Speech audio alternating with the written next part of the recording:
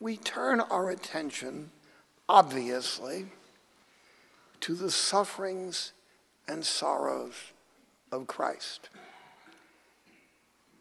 And what does it teach us?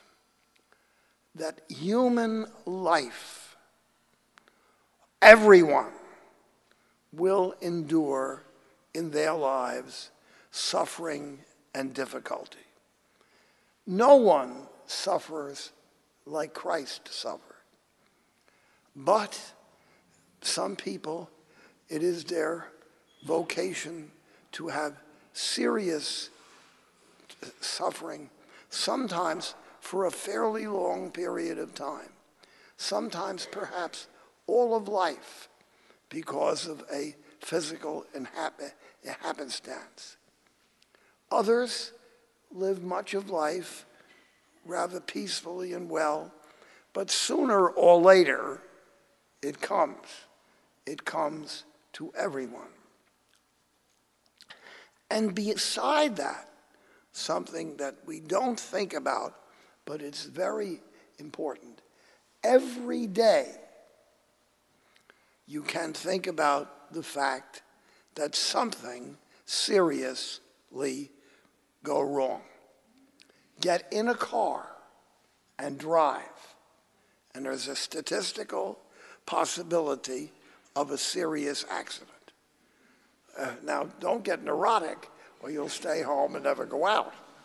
But on the other hand, it's part of human life to have chances, difficulties, mishaps.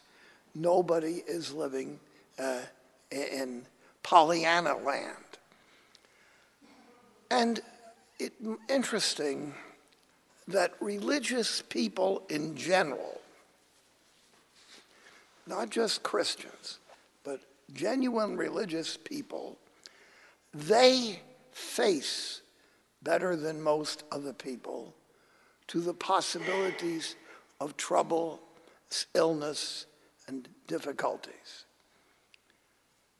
Unreligious people have to spend their life anxiously running from one thing to the next, where a religious person will be able to stop and pray.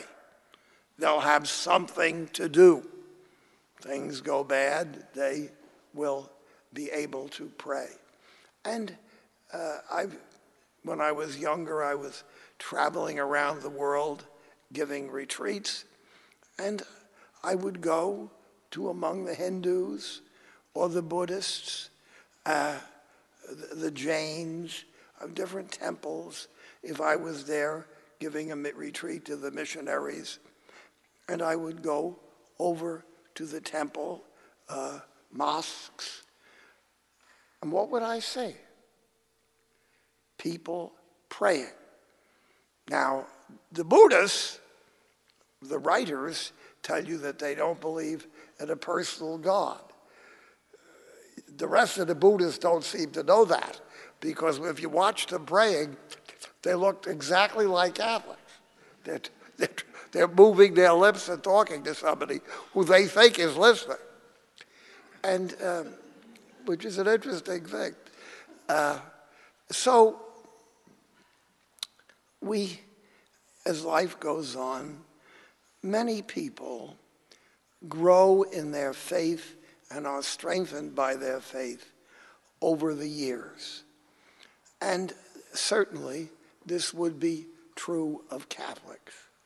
Catholics, as they grow older, generally become much more obviously religious.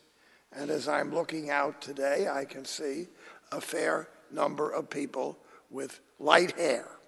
Now I have some young friends here today who are much younger, but their hair, there's Vincent back there, but as you go through life. And for another reason, we can see the end of the road. You know, 3 years ago, I passed the age of death of the average American man.